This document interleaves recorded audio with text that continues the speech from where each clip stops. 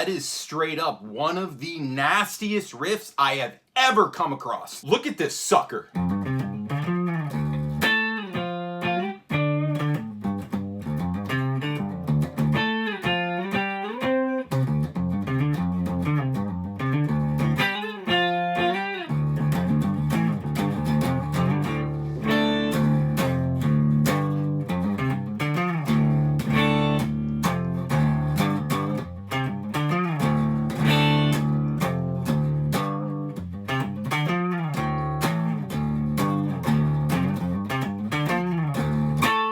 Exact repeat. So what the actual hell's going on here, I could not tell you for the life of me what I was thinking. I do not write in this way anymore. And I've said this, it's super interesting.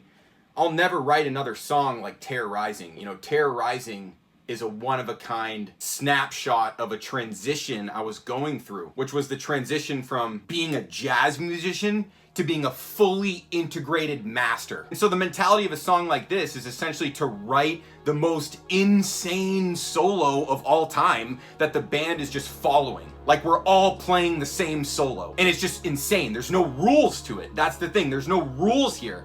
Other than like that pirate. That's the pirate, right? And so all of this stuff, just reinforcing the pirate. That's this bar of 10. Like, what? Why?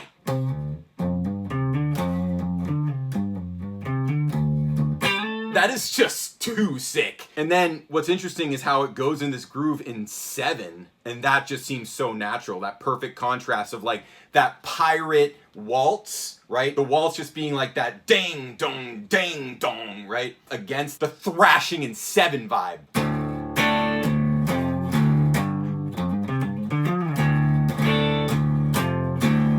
Hear that against the foot, right?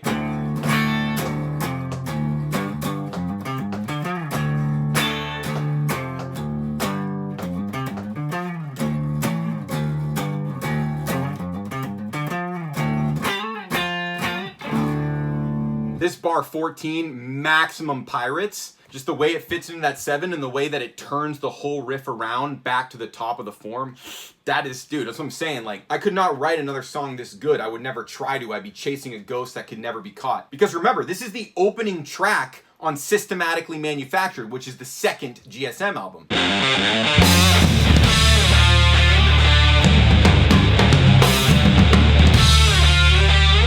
Notice the difference between Systematically Manufactured and Cyclical Antiquity.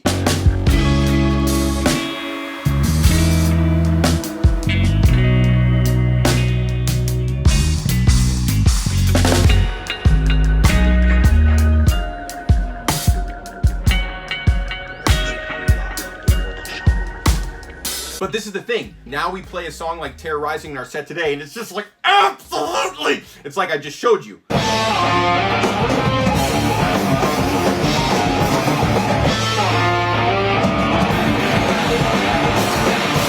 That was Boston, O'Brien's Pub. And of course, this is super sick, where it goes to the B section.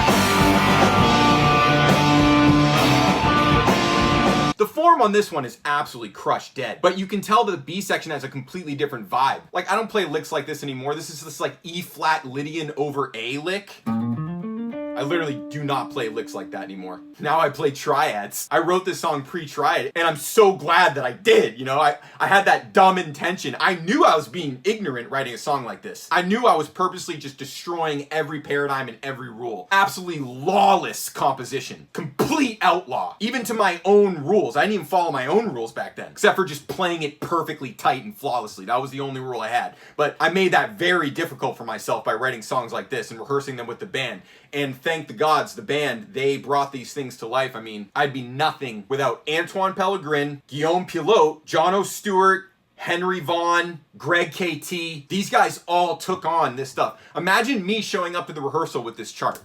I remember that day. I literally remember that day. Of course I remember it. I also remember showing this chart to Eric Quinn, you know, the trombone legend of Drin, this guy.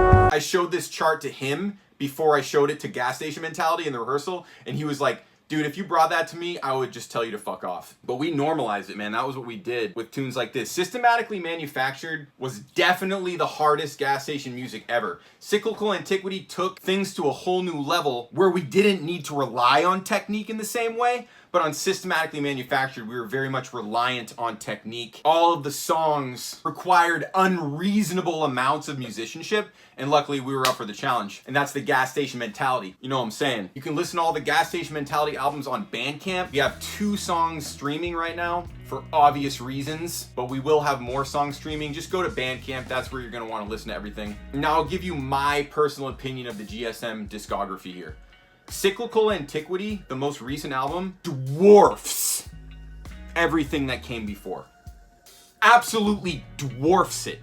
Like it's not even the same planet at all. Cyclical Antiquity has the benefit of the collaborative mindset, and we thought way outside the box in terms of composition and production, and that ultimately actually simplified things. So I would say the trajectory of GSM is that we're refining our process and it's becoming more simple. And as a result, we can have these more detailed arrangements and productions. And that's the big thing you'll notice between Systematically Manufactured and Cyclical Antiquity is the production. I mean, it's not even this, it barely sounds like the same band, which is really, really interesting. And that's one thing we said on the Systems for Creation podcast. Me and Antoine, you should check this video out actually. It's really, really good. If you want to learn more about Gas Station, that video is killer. We talk about how the first track of Cyclical Antiquity reveals a side of GSM that never previously existed. So that's interesting, right? When you discover a whole new aspect to the music that becomes instantly iconic, like that intro to Doppelgangster.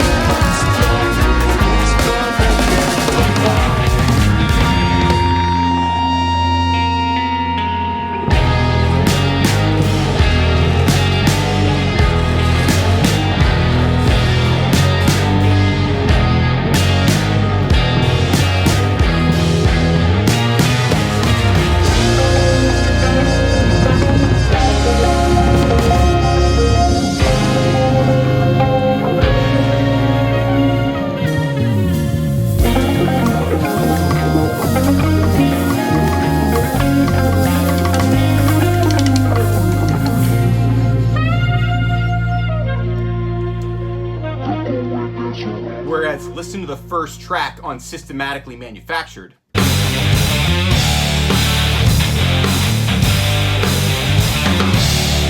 Yep. So it's easy for me to say that I love Cyclical Antiquity a lot more than I love the other albums, but I'm proud of all of it. But Cyclical Antiquity is honestly, in my opinion, a true, honest masterpiece that will absolutely stand the test of time. And we're not done with Cyclical Antiquity. Go listen to that album and see, like, oh, you're a trio? How does that work? Exactly.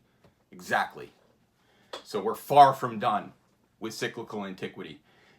Way sooner than you think. So, see you guys out there.